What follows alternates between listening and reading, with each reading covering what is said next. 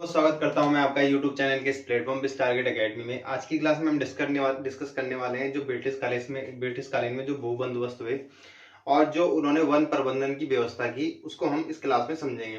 तो टोटल देखा जाए तो 12 भू बंदोबस्त हुए, लेकिन जो एक भू बंदोबस्त हुआ वो उत्तर प्रदेश की गवर्नमेंट के द्वारा किया गया था।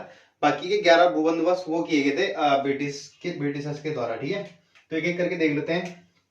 देखिए, भू बंदोबस्त मतलब होता है कि भूमि की व्यवस्था करना। ठीक है, तो जो सबसे पहला भू बंदोबस्त हुआ वो हुआ ट्रेल के काल में। तो ट्रेल के काल में पहले से लेके और 7 भू बंदोबस्त तक किसके काल में हुए? ट्रेल के काल में। ठीक है, 7 भू बंदोबस्त कराए किसने? ट्रेल ने।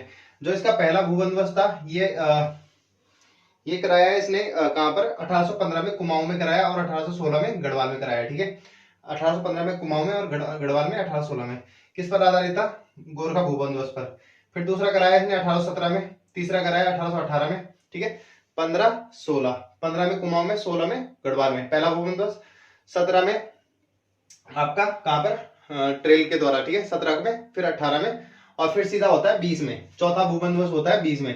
ठीक है, इसको 3 साला भू बंदोबस्त के नाम से भी जानते हैं, क्योंकि ये 3 साल के लिए हुआ था। 1820 से लेके 1823 तक हुआ था। ठीक है, तो इसलिए इसे 3 साला भू बंदोबस्त के नाम से जान जाते हैं। अब 23 तक हो गया। अब 23 के बाद फिर 5वां भू बंदोबस्त होता है। ठीक है, ये चौथा था, 1820 में हुआ जो। ठीक है, 3 साल के लिए हुआ 23 तक। अब 23 में फिर भू बंदोबस्त हुआ। अब इसने 5 साल करा। ठीक है, 5 साल का करा, इसलिए इसे क्या बोलते हैं? पंचसाला है। 23 से लेके 28 तक। ठीक है, 28 तक कर दिया, इसलिए इसको क्या बोलते हैं? पंचसाला भू बंदोबस्त। और ये संवत था आपका 1880। देखिए, जो विक्रम संवत होता है वो जो हमारा नॉर्मल ईयर होता है उससे 57 वर्ष आगे होता है। तो 83 में अगर 23 में अगर 57 जोड़ोगे तो कितना हो गया? विक्रम संवत 1880। इसलिए इसको क्या बोलते हैं? 80 साला भू बंदोबस्त भी कहते हैं। ठीक है, उसके बाद इसको एक और नाम से जाना जाता है, आदर्श भू बंदोबस्त के नाम से। ठीक है, अब 1828 तक हो गया। अब 1828 में फिर भू बंदोबस्त होता है। ठीक है, छठा भू बंदोबस्त होता है आपका 1828 में। ठीक है, तो छठा भू बंदोबस्त होता है आपका 1828 में। उसके बाद जो 7वां भू बंदोबस्त होता है, ठीक है, इसको तरसीम भू बंदोबस्त भी बोलते हैं। ठीक है, जो छठा भू बंदोबस्त होता है 1828 में, ये भी ट्रेल में होता है। ठीक है, 7वां होता है आपका फिर इसके 5 साल बाद। ठीक है, क्योंकि ये सब 5 साल के हैं, तो 1833 में होता है। ठीक है, किसके काल में? ट्रेल के काल में। ठीक है, 1833 में फिर 5 साल का भू बंदोबस्त होता है। उसके बाद फिर जो भू बंदोबस्त होता है वो बैटन काल में होता है। ठीक है, चलिए देख लेते हैं। अब देखिए, जो 8वां भू बंदोबस्त हुआ ये हुआ 1840 में। ठीक है, 1840 में होना चाहिए था 1833 में, लेकिन 1838 में होना चाहिए था। 8 साल बाद, 5 साल बाद, लेकिन ये 5 साल बाद ना होकर 1840 में हुआ। कहां पर? गढ़वाल में। और 1844 में हुआ कुमाऊं में। ठीक है, किसके द्वारा किया गया? बैटन के द्वारा। ठीक है, किसके द्वारा? बैटन के द्वारा। ठीक है, कौन था स्टैम्प कमिश्नर? कौन था स्टैम्प? आपका लुसिंगटन था। ठीक है, तो लुसिंगटन के शासनकाल में बैटन द्वारा क्या कराया गया? भू बंदोबस्त कराया गया। कौन सा? 8वां। ठीक है, इंपॉर्टेंट होता है 8वां भू बंदोबस्त किसके द्वारा कराया गया? बैटन के द्वारा। कितने साल का था? ये ज्यादा महत्वपूर्ण हो जाता है। 20 साल का कराया। तो 1844 में कराया तो 20 साल का हुआ भाई, मतलब 1844 में कराया तो 20 साल के लिए कराया। उसके बाद कौन सी पद्धति बता? खसरा। देखिए, खसरा खतौनी ये लोकल टर्म होती है। ठीक है, ये भूमि की वो होती है। ठीक है, पद्धति होती है खसरा खतौनी।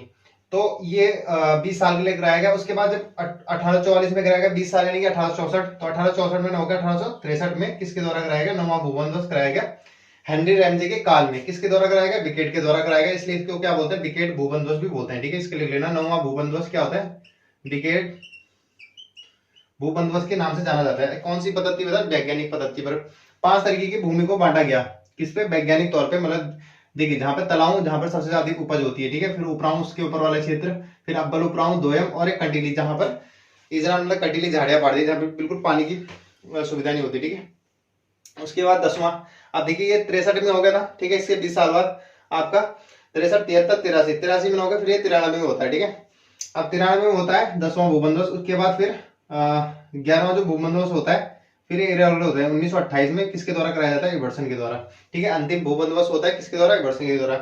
उसके बाद जो 12वां भू बंदोबस्त है 1960-64 में होता था, हुआ, जिसमें यूपी गवर्नमेंट के द्वारा कराया गया। ठीक है, तो ये हमारे कुछ भू बंदोबस्त है जिसमें हमें इंपॉर्टेंट पॉइंट हमें को याद रखने चाहिए। और उसके बाद अब हम पढ़ते हैं जो ब्रिटिश के द्वारा वन प्रबंधन किए गए थे, उसको देख लेते हैं। ठीक है,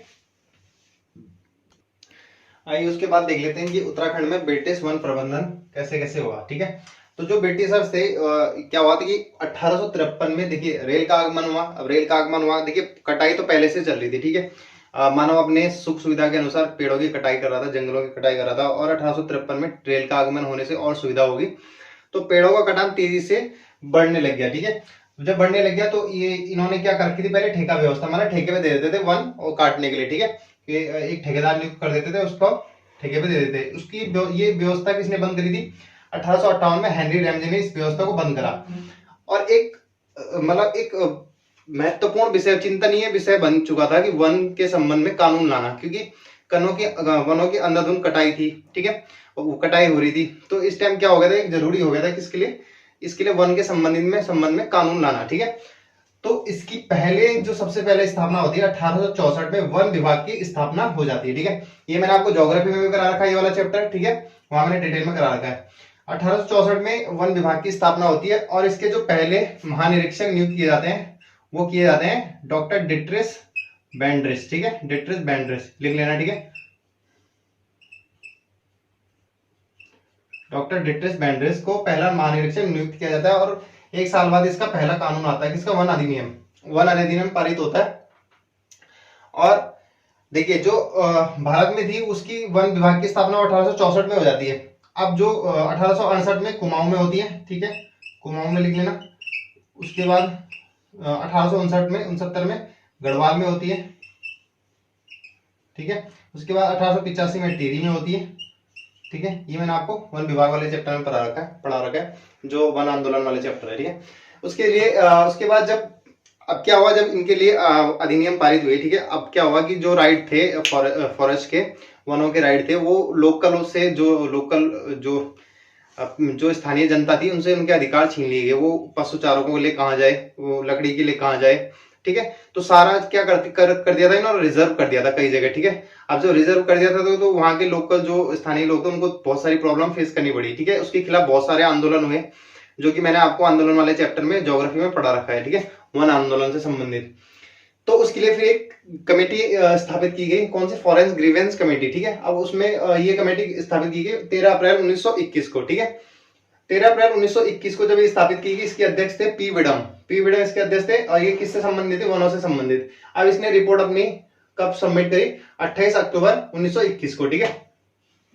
यानी कि इसके 4-5 महीने बाद अपनी रिपोर्ट सबमिट की। ये गए होंगे, जो कमेटी बनी होगी, ये गए होंगे स्थानीय लोगों के पास, वहां की समस्याएं सुनी होंगी, वहां की प्रॉब्लम सुनी होंगी, जो जनता में जो आंदोलन हो रहे थे वनों के खिलाफ, उसकी समस्या सुनी होगी, और उसके बेस पे इन्होंने रिपोर्ट तैयार करी। तो उसके बेस पे इन्होंने रिपोर्ट में जो बताया कि भाई यहाँ के स्थानीय लोगों को कुछ उनके राइट्स देने चाहिए हमको, जैसे पशु चारकों के लिए उनका जो आसपास का जो एरिया है, आधे किलोमीटर तक का एरिया है कम से कम, वो उनको दे देना चाहिए, ताकि वो अपनी जो दिनचर्या है वो कर सके, चाहे वो लकड़ी काटना हो, चाहे वो पशु चराना हो, ठीक है। तो उनको उनके राइट्स दे दिए गए थे इसमें फॉरेस्ट ग्रीवेंस कमेटी की रिपोर्ट के आने के बाद। उसके बाद इसके तुरंत बाद इसके मतलब 10 साल बाद 1921 में किसकी स्थापना हो जाती है? वन पंचायतों की, जो लोकल लेवल पे थे। वहां के जो फॉरेस्ट थे वो किसके अंडर में दिए जाते हैं? वन पंचायतों के अंडर में, ठीक है। तो ये था आपका वन प्रबंधन से संबंधित। इसके बाद पढ़ेंगे हम 1857 की क्रांति, जो कि अभी ये हो जाता है, ठीक है।